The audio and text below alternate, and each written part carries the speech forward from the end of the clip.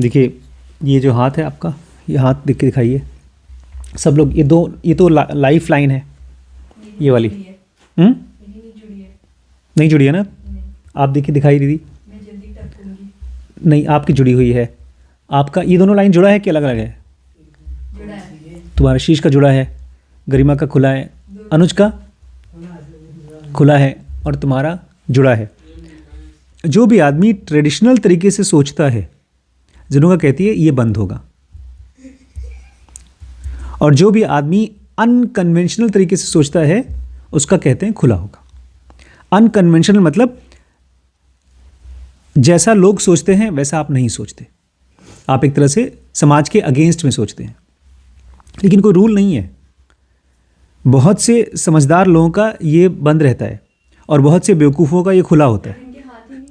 नमस्कार दोस्तों, स्वागत है आपका इस सीरीज़ में जिसको हम कहते हैं थिंक स्ट्रेट। और आज के चैप्टर का नाम बहुत ही अलग है। इसका नाम है बी अनकन्वेंशनल। बी अनकन्वेंशनल, बनिए अपरंपरागत। हमारे ऑथर कहते हैं कि मैं कन्वेंशनल थिंकिंग को, मतलब जो भी लोग हमारे बड़े बूढ़े बोल के गए हैं,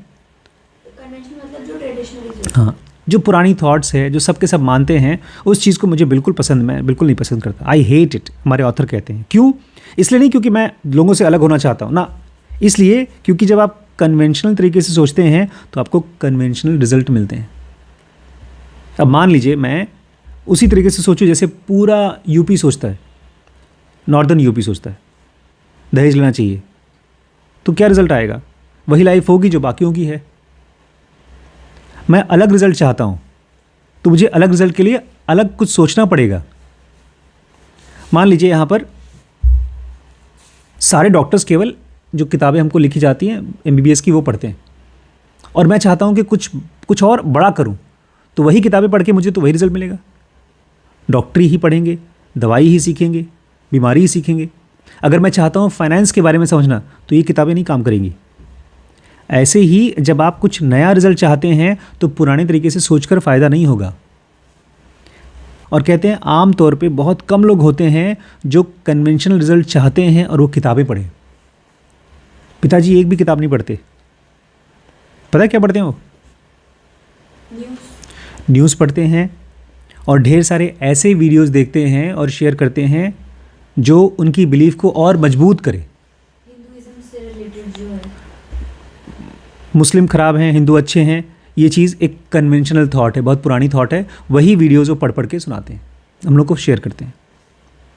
उनका ये मानना है कि मुस्लिम ख़राब होते हैं।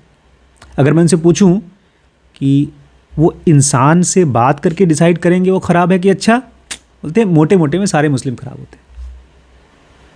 फिर उसके पीछे लॉजिक देना शुरू कर देंगे। तो ये एक कन्वेंशनल थिंकिंग है। मेरे एक्सपीरियंस में ऐसा नहीं है। मैं आफ्ताब को जानता हूँ, फैज़ को जानता हूँ, ऐमन को जानता हूँ, दिलशाद को जानता हूँ, यहाँ पर बच्ची है उधर नाज को जानता हूँ, फिरदौस को जानता हूँ। ये सब के सब बहुत अच्छे बच्चे हैं। ये मुस्लिम है फिर भी। और वहीं पर हमारे यहाँ कुछ ऐसे भी बच्चे हैं जो हिंदू होने के बावजूद बड़े बदतमीज़ हैं। तो ये चीज़ अगर मैं उनको कन्विंस करूं, पिताजी को, मैं कन्विंस नहीं कर पाऊंगा क्योंकि वो कन्वेंशनल थिंकर हैं। चलिए थोड़ा सा कुछ सेकंड के लिए अपने माइंड का डिसीजन मेकिंग को समझने की कोशिश करते हैं। The most conventional method for decision making is to create a pros and cons list. लोग जब कोई सही डिसीजन लेना चाहते हैं ना, तो एक बहुत पुराने ज़माने में एक तरीका था, उसको बोलते हैं प्रॉस एंड कॉन्स। हाँ, कोई डिसीजन लेना है, मान लो मुझे एक ज़मीन खरीदनी है, एक गाड़ी खरीदनी है, तो उसके फ़ायदे क्या हैं और उसके नुकसान क्या हैं, इसको कागज़ पे लिखो। सच पूछिए तो मैं प्रॉस एंड कॉन्स नहीं करता। मैंने कभी नहीं किया, लोग करते हैं। इनफैक्ट जो लोग बड़ी बड़ी कंपनीज़ में कंसल्टेंट होते हैं, जैसे आपके वो गोपाल, वो टाटा के लिए काम करते हैं और वो दूसरी कंपनीज़ में जाकर के स्ट्रैटेजीज़ को प्रॉस एंड कॉन्स देखते हैं कि हमको यहाँ ज़मीन लेना चाहिए कि नहीं, ये होटल खरीदना चाहिए कि नहीं खरीदना चाहिए। बड़ी बड़ी कंपनी के लिए करते हैं।